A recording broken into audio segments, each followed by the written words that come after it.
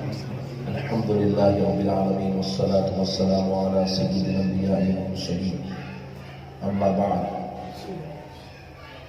یہ اللہ تبارک و تعالیٰ کا بہت ہی بڑا احسان عظیم ہے اور اس کے پیارے حبیب رحمت للعالمین صلی اللہ علیہ وآلہ وسلم کی لطف و عنایت ہے کہ آج سرکار زندہ شاہ مدار علیہ رحمت و رضوان کے آستانِ اقدس پر حضرت مدار العالمین مدار پاک کی بارگاہ میں قدم بوسی کا شرف نصیب ہوا اور اللہ کے اس محبوب ولی کی نگاہ کرم حاصل کرنے کی سعادت نصیب ہوئی۔ یہ جو اللہ کے پیارے محبوب ہے حضرت زندہ شاہ مدار رحمۃ اللہ علیہ، کہ اللہ تعالیٰ کے مقرب اولیاء میں سے، محبوب اولیاء میں سے ہیں۔ اللہ تبارک و تعالیٰ نے جن جن اولیاء کو جو جو مقامات عطا فرمائے ہیں، یہ اللہ کی ایک خصوصی نوازش اور انعام ہوتا ہے۔ اکثر لوگوں کو اولیاء اکرام کے مناصب کے تعلق سے، مقامات کے تعلق سے علم نہیں ہوتا، تو وہ اولیاء اکرام کے مناقب و درجات کو نہیں سمجھتے ہیں۔ ہمارے استاد محترم حضرت سید شاہ طاہر رضوی القادری علیہ رحمت و رضوان صدر الشیوخ جامع نظامیہ فرمایا کرتے تھے کہ اولیاء اللہ کے 1,00,000 سے زائد درجات ہیں۔ 1,00,000 سے زائد درجات ہیں اولیاء اللہ کے۔ تو اللہ تعالیٰ جس کو جس درجے میں رکھنا چاہتا ہے، اللہ ان کو اس درجے میں رکھتا ہے۔ تو ہم اولیاء اللہ کے جو درجات ہیں اس پر اعتراض کرنا ایمان کی ہلاکت کا سبب ہے، کیونکہ ہم اس منزل کے نہیں ہیں، اس معیار کے نہیں ہیں، اس مقام سے ہم کو واقفیت اور تعلق نہیں ہوتا، لیکن اللہ تعالیٰ جن کو چاہتا ہے اس مرتبے پر رکھتا ہے۔ تو اب سرکار مدار العالمین کو اللہ رب العزت نے جو مرتبہ عطا فرمایا ہے وہ انتہائی بلند و بالا درجہ ہے، بلند و بالا مرتبہ ہے۔ آپ اگر کہیں کہ بھئی یہ مرتبہ ہم کو سمجھ میں نہیں آتا، تو آپ کے سمجھ میں نہیں آنا یہی ان کے ولی ہونے کی علامت ہے۔ اولیاء اللہ کے مقام و مرتبے کو ہم نہیں سمجھ سکتے، کیونکہ ہم ناقص لوگ ہیں، ہم کمزور لوگ ہیں۔ دیکھیے جس طرح صحابہ اکرام بھی انسان ہی تھے، ہم بھی انسان ہی ہیں، لیکن ہم میں اور صحابہ میں کروڑوں کروڑوں کروڑوں درجے کا فرق ہے، کروڑوں درجے کا فرق ہے۔ جس طرح آج کے مسلمان کی مثال صحابہ سے نہیں دی جا سکتی، اسی طرح آج کے مسلمان کے کسی عالم، کسی مولوی، کسی شیخ، کسی انسان کی مثال اللہ والوں سے بھی نہیں دی جا سکتی۔ اللہ والوں کی شان نرالی ہوتی ہے، اللہ تعالیٰ ان کو بڑے بلند و بالا مقام پر رکھتا ہے۔ اور بعض لوگ اولیاء اللہ کا تقابل کرتے ہیں کہ کون بڑے ہیں، کون چھوٹے ہیں، کس کا کیا ہے، کس کا کیا مرتبہ ہے۔ بزرگان دین کا تقابل بھی نہیں کرنا۔ بزرگان دین کا اگر آپ تقابل کریں گے تو اس سے کسی کی فضیلت بیان ہوگی اور کسی کی ہزیمت بیان ہوگی، اور جب فضیلت بیان کریں گے تو شرف والے ہو جائیں گے، ہزیمت بیان کریں گے تو پھر مردود ہو جائیں گے۔ کیونکہ یہ اولیاء اللہ کے معاملات ایسے ہیں کہ جو ان کا ادب کرتا ہے، جو ان کا احترام کرتا ہے، جو ان کی تعظیم کرتا ہے، جو ان سے محبت کرتا ہے، وہ لمحوں میں سرفراز ہو جاتا ہے، لمحوں میں سرفراز ہو جاتا ہے۔ لوگ ہزاروں سال عبادت کر کے بھی وہ مقام پر نہیں پہنچتے، ولی اللہ کی نگاہ کرم سے جو مقام پر پہنچ جاتے ہیں، ولی اللہ کی نگاہ کرم سے جو مقام پر پہنچ جاتے ہیں۔ سرکار مدار العالمین رحمت اللہ علیہ نے ڈاکو پر نظر ڈالی تو اس کو بھی ولی بنا دیا، ڈاکو پر نظر ڈالی تو اس کو بھی ولی بنا دیا۔ تو الحمدللہ یہ اللہ کے ولیوں کی یہ شان ہے، اللہ کے ولیوں کا یہ مقام ہے، جس کو چاہتے ہیں، جس منصب پہ چاہتے ہیں بٹھا دیتے ہیں۔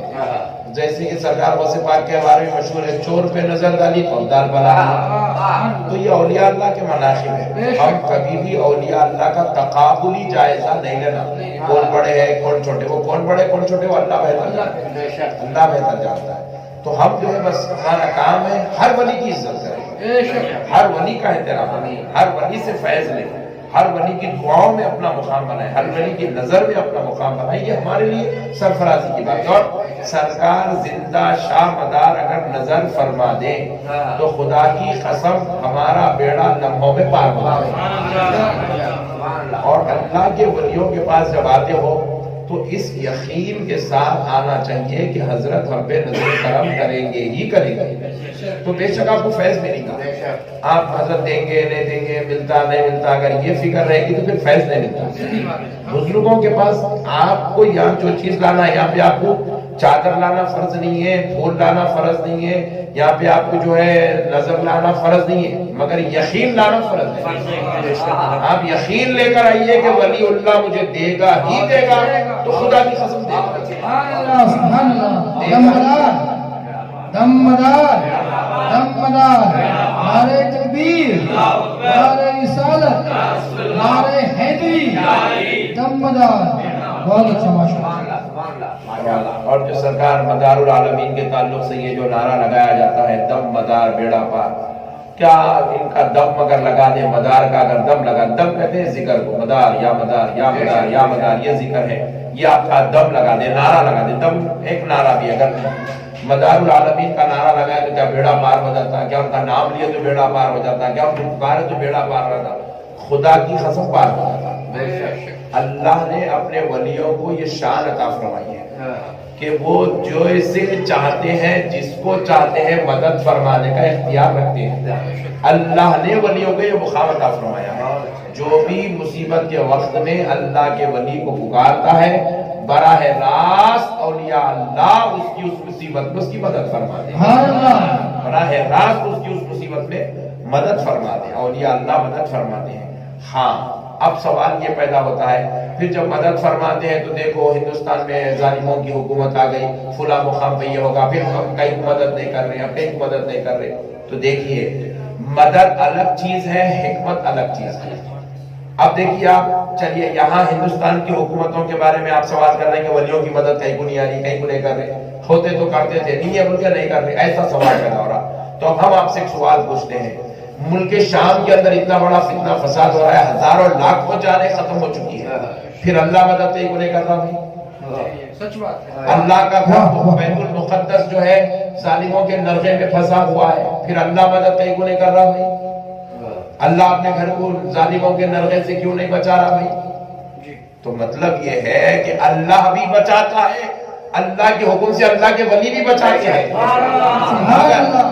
مگر اگر نہیں بچایا جا رہا ہے تو اس میں حکمت، اس میں حکمت خداوندی شامل ہے، اس میں حکمت خداوندی شامل ہے۔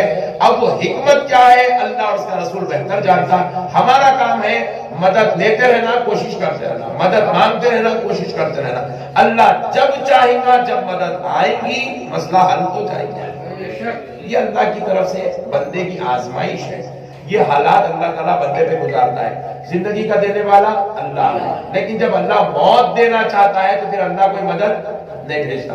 ہزاروں انجیکشن آپ لگا لو، ہزاروں دوائیں کھلا لو، ہزاروں گولیاں کھلا لو، اب صحت نہیں ملے گی کیونکہ اب وقت موت آ چکا ہے۔ تو اب ایسی جو حالات ہیں تو آپ ان چیزوں کو دیکھ کر یہ جاہلانہ باتیں لوگوں کی، ایسا ہو گیا مدد دیکھیں گے، ویسا ہوگا مدد دیکھیں گے، یہ سب بیکار باتیں ہیں۔ تو اسی طرح مگر یاد رکھیے آج بھی سرکار زندہ شاہ مدار کا فیض ویسے ہی جاری ہے جیسی آپ کی 650 سالہ زندگی میں جاری ہے۔ سبحان اللہ، دمدار دمدار دمدار، نعرہ تکبیر، نعرہ رسالت، مسلک امام اعظم، دمدار۔ بزرگوں کے بارے میں کبھی کوئی اعتراض نہیں، اگر کوئی آپ سے یوں کہے کہ بھائی اتنی بڑی عمر کیسے ہو سکتی ہے، آپ سمجھا سکتے تو سمجھائیے، نہیں سمجھا سکتے خاموش رہیے، مگر اس کی باتیں سن کے آپ غلط خیالی کا شکار مت رہیے۔ اللہ اگر دینا چاہے تو کیا کمال کی بات ہے، 650 سال کے اللہ تعالیٰ 1450 سال بھی دے سکتا، نہیں دے سکتا۔ آپ کو ایک بات سنو تو آپ تعجب میں پڑ جائیں گے، یہ تو اللہ کے محبوب ولی ولیوں کی بات چھوڑ دیجیے۔ ایک مرتبہ رسول پاک صلی اللہ علیہ وسلم ایک پہاڑی پر بیٹھے ہیں، حضرت ابو بکر، حضرت عمر، حضرت عثمان وغیرہ وغیرہ حضور کے ساتھ بیٹھے ہوئے ہیں۔ ایک شخص آیا گرجدار آواز، سلام کرنے لگا، السلام علیکم ورحمۃ اللہ، ایک آواز ہے گرجدار آواز۔ صحابہ کرام سے سہم گئی آواز کہاں سے آ رہی ہے؟ تو نبی پاک علیہ السلام نے کہا ساتھیوں دیکھنا چاہتے ہو کون ہے؟ جی ہاں۔ تو نبی پاک علیہ السلام نے اس کو حکم دیا تو وہ انسانی شکل میں صحابہ کے سامنے ظاہر ہوا۔ کون تھا؟ وہ جن تھا، کون تھا؟ جن. زور سے بولیے. جن تھا. اور نبی پاک علیہ السلام کے پاس آیا, سلام کیا, قدم بوسی کیا, دست بوسی کیا. نبی پاک صلی اللہ علیہ وسلم نے اس سے خیر و دریافت کیا. پھر وہ خیر خیریت بتانے کے بعد کہنے لگا یا رسول اللہ میں آپ کے پاس پچھلے والوں کا سلام لے کر آیا ہوں. تو بولے کس کا سلام؟ بولے میری ملاقات کم و بیش نوح علیہ السلام کے زمانے سے لے کے اب تک سارے پیغمبروں سے ہوئی ہے. اور ہر پیغمبر نے مجھے کہا کہ محمد عربی کو ہمارا سلام پہنچا دے. آپ اندازہ کیجئے حضور صحابہ اکرام تعجب میں پڑ گئے. بولے نوح علیہ السلام کا سلام, نوح علیہ السلام آدم علیہ السلام کے بعد کے پیغمبر ہیں. نوح علیہ السلام ابتدائی زمانے کے پیغمبر ہیں. کہا ان کا سلام لے کر آئے ہوتے تم ان کے زمانے میں تھے؟ تو بولے جی ہاں مجھے اچھی طرح یاد ہے جب نوح علیہ السلام زندہ تھے ان کا دور تھا تو میں جو ہے بچہ تھا, میں پتھر سے پتھر کودتا کھیلتا کودتا تھا تو میری نوح علیہ السلام سے ملاقات ہوئی تھی. تو پتہ کیا چلا جنات کی عمر ہزاروں سال ہوتی ہے. جنات کی عمر ہزاروں سال ہوتی ہے, فرشتوں کی عمر لاکھوں سال ہوتی ہے. اللہ اگر انسانوں میں کسی کو عمر خضری عطا فرما دے سبحان اللہ سبحان اللہ تو اس کو کوئی تعجب کی بات. آپ کو جھگڑا کرنے کی ضرورت, آپ کو اختلاف کرنے کی ضرورت. اولیوں کی بات آئی آمنا صدقنا, بادشاہ کی بات آئی تو آپ جھگڑا کرو, تونگروں کی بات آئی تو آپ جھگڑا کرو, مگر جب ولیوں کی بات آئی خاموش. کیونکہ یہاں پہ لب ہلانے سے بھی ایمان ہلاک ہو جاتا ہے. یہ اولیاء اللہ کا معاملہ ہے کیونکہ ان کا کنیکشن بندوں سے نہیں ہے, ان کا کنیکشن مولا سے ہے. یہ رب سے جڑے ہوئے لوگ ہیں, یہ چنے ہوئے لوگ نہیں ہیں, یہ بنائے ہوئے لوگ ہیں. رب نے ان کو اپنی قدرت کا جلوہ بنا دیا ہے. لوگ ان کو دیکھ کر خدا کو سمجھتے تھے, ان کو دیکھ کر خدا کو سمجھتے تھے. تو اس لیے ان کے ساتھ بغاوت, ان کے ساتھ شرارت نہیں سمجھ میں آ رہا. 1000 مرتبہ پوچھئے, علماء کی مجلسوں میں بیٹھی آپ کو سمجھایا جائے گا, کیا جائے گا, کرایا جائے گا. حضرت زندہ شاہ بازار رحمۃ اللہ علیہ نے دعا کی تھی, اے اللہ مجھے تو جو ہے کھانے سے, پینے سے, کپڑے بدلنے سے محفوظ کر دے. اللہ نے سرکار کی یہ دعا قبول فرمائی. آپ پوری زندگی بغیر کھانا کھائے رہے, پوری زندگی بغیر پانی پیے رہے, پوری زندگی دوسرا لباس پہننے سے آپ محفوظ رہے. تو یہ کیا چیزیں ہیں؟ یہ سب بندے کا کمال نہیں, بندے کے اندر خدا کا کمال دکھا یہ اللہ. اس لیے ولیوں کو سمجھنا ہو تو ولی کو نہیں دیکھنا, ولی کو سمجھنا ہے تو خدا کو دیکھنا. خدا کی قدرت سمجھ میں آئے گی تو ولی خود بخود سمجھ میں آ جائے گا. اللہ کیا نہیں کر سکتا.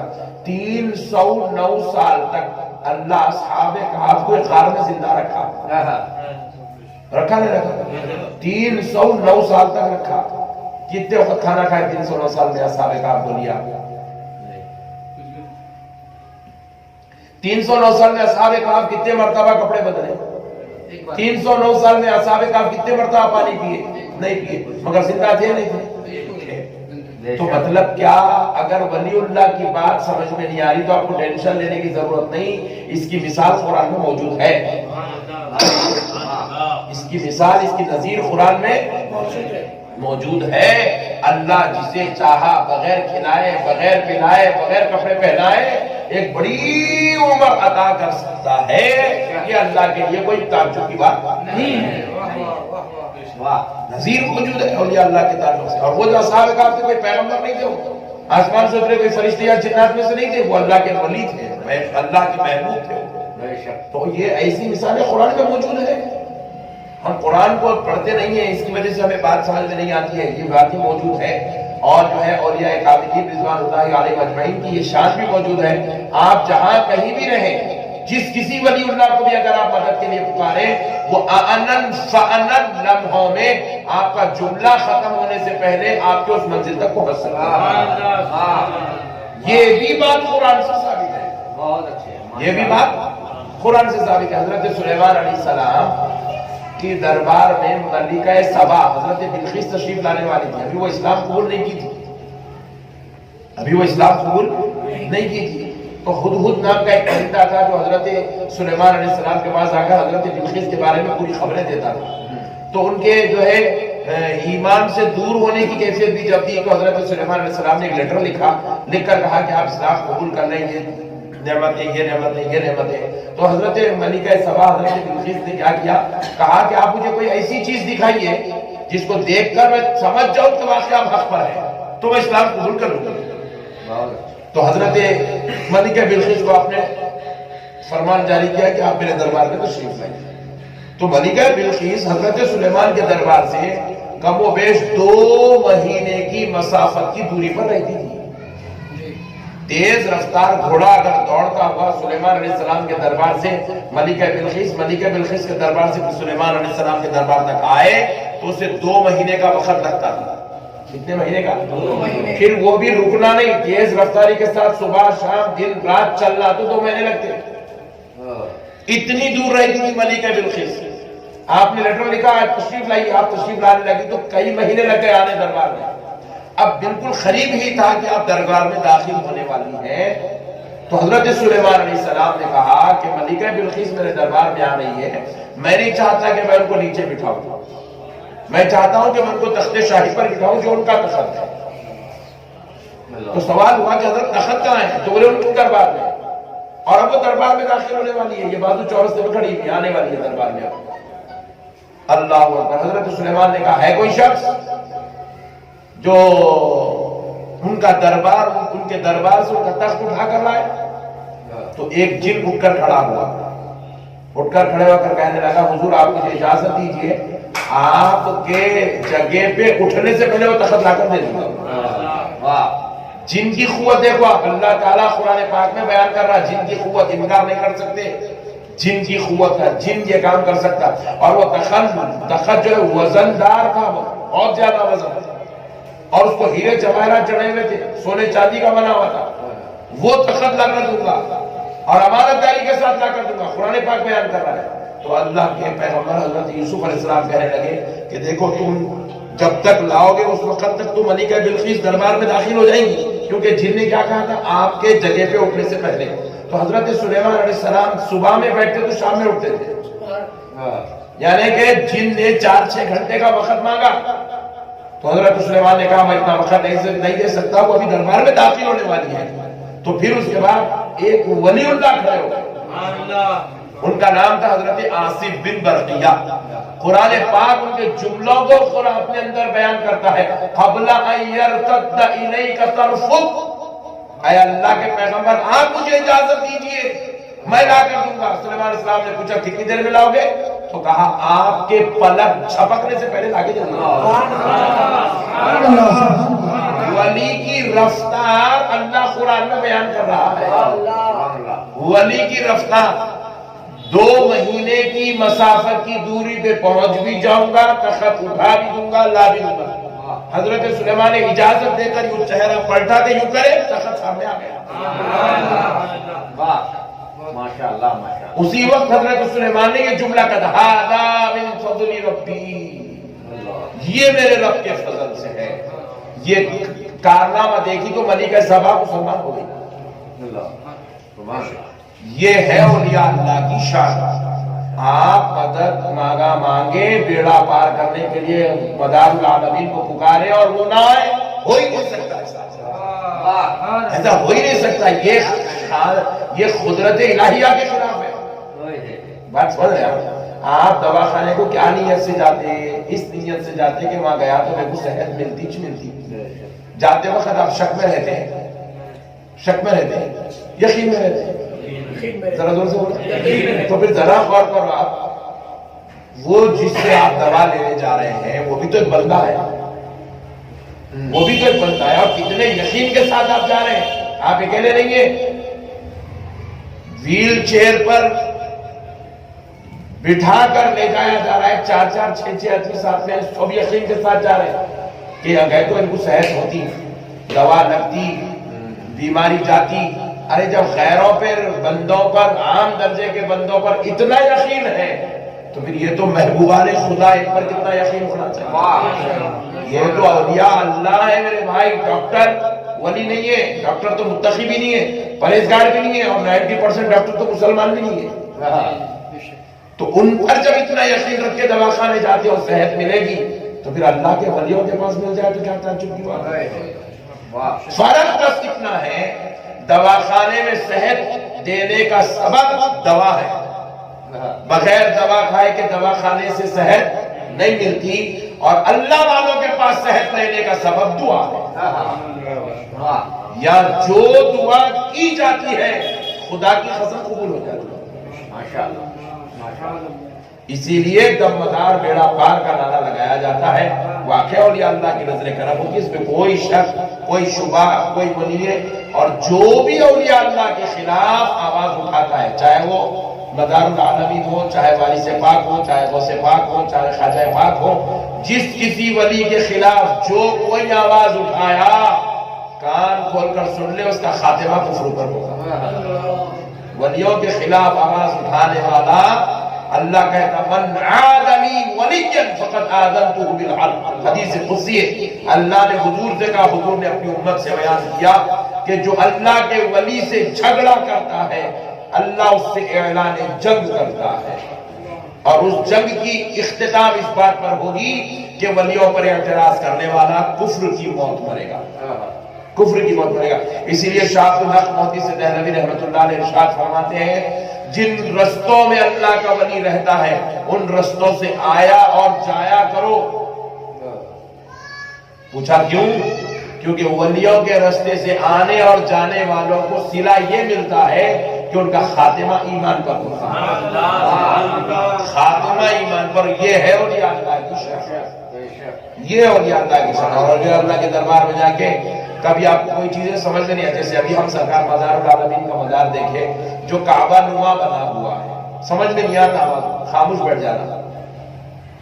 अगर किसी को समझ में नहीं आ रहा है तो खामोशी इख्तियार करना, कहते रहते ऐसा कहीं को बनाए, वैसा कहीं को बनाए, ऐसा कहीं को रखे, वैसा कहीं को रखे, या ऐसा कहीं को वैसा कहीं को नहीं। खबरदार नहीं, क्योंकि हम किसी का मामला नहीं जानते। हम कौन क्या दर्जे का मालिक है वो अल्लाह को मालूम, अल्लाह के महबूब को मालूम। हमारा काम है बस आमन्ना सद्दक़ना। बड़े बड़े बुजुर्ग आलिमीन औलिया अल्लाह जा गर्दनें झुका दिए, और हम कहेंगे भी कुछ भी नहीं, ना नमाजों में, ना इबादत में, ना रोजे में, ना तस्बीह, ना इल्म में, ना अमल में हम इतराज़ात करेंगे, आखिरत बर्बाद हो जाएगी। बड़े बड़े औलिया अल्लाह यहाँ के गर्दनें झुकाए हैं, बड़े बड़े औलिया अल्लाह ने यहाँ से फैज पाया है, और हम भी यहाँ पर फैज पाने की नियत से आए, फैज पाएंगे। और फैज बेशक खुदा की कसम सरकार मदार पाक हमको देकर ही भेजेंगे। अल्लाह ताला से दुआ है, अल्लाह ताला सरकार मदारुल आलमीन का फैज हम पर और हमारी नस्लों पर जारी फरमाए, और आपके सदक़त फिर से हमारा दुनिया में भी आखिरत में भी बेड़ा पार फरमाए। अस्सलामु अलैकुम व रहमतुल्लाहि व बरकातहू।